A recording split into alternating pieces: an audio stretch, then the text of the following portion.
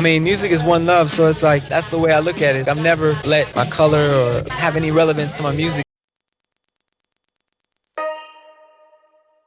Jonathan David Buck, aka Jon B, born November 11th, 1974.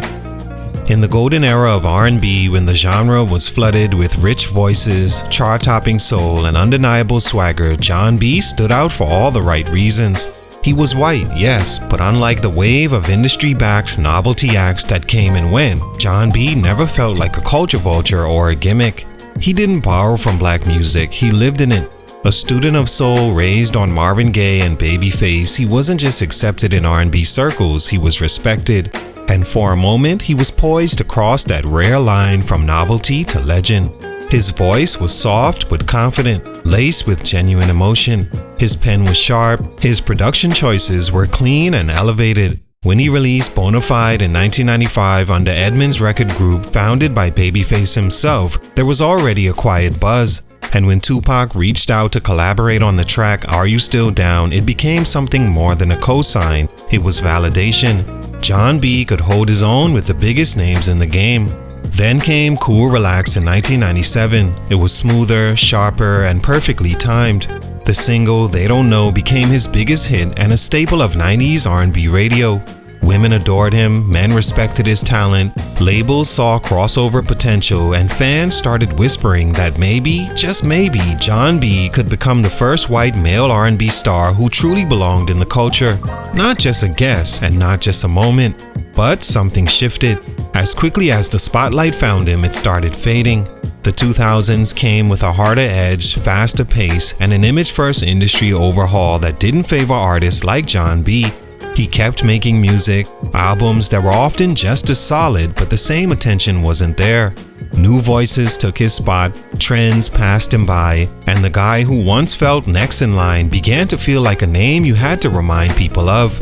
His fall wasn't scandalous, it wasn't loud, but it was clear. Jon B never had a dramatic collapse, just a slow decline fueled by mistiming, changing sound, and the industry forgetting how to market a subtle, soulful croner in an era speeding toward excess. What happened? Let's talk about it. It's your boy JC, StuntedGrowthMusic. Let's get it, man. Take a minute to like, subscribe, and comment on who I should do next.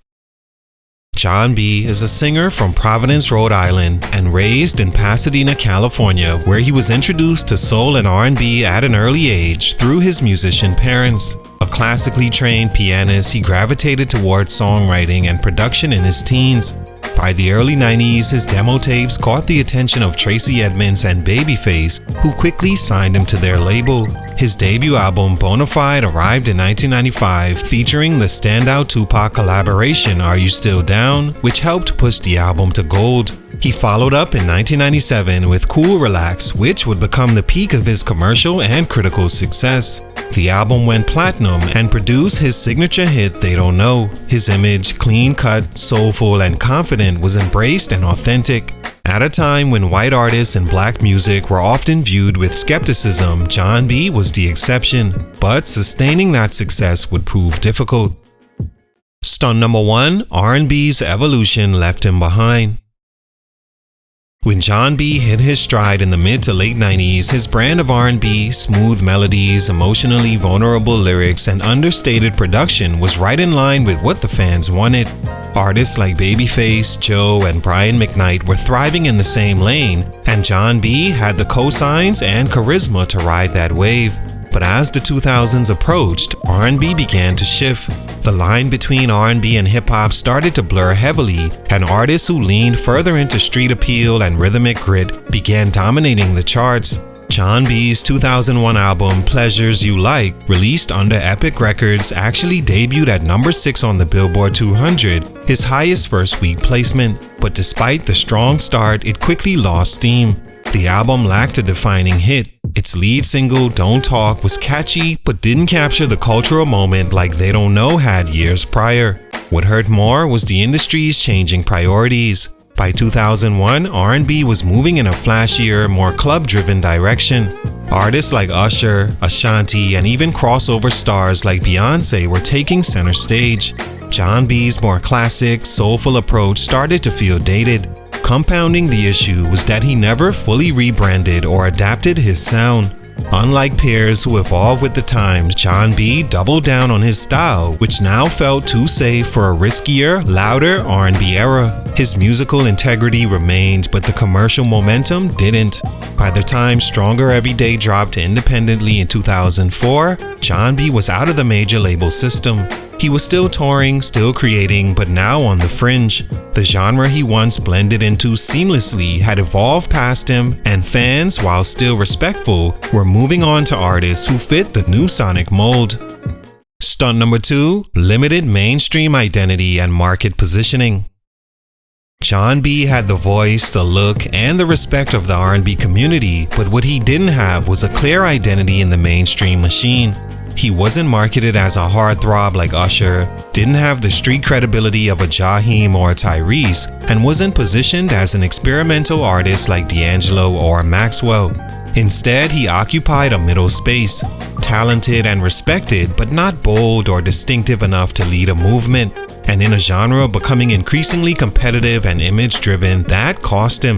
He never leaned into the blue-eyed soul narrative the way Justin Timberlake eventually did, and in doing so, he missed the opportunity to separate himself in the wider pop world, where Timberlake, Robin Thicke, and even Jesse McCartney capitalized on the novelty of a white R&B presence and amplified it with calculated image reinventions. Jon B stayed largely the same.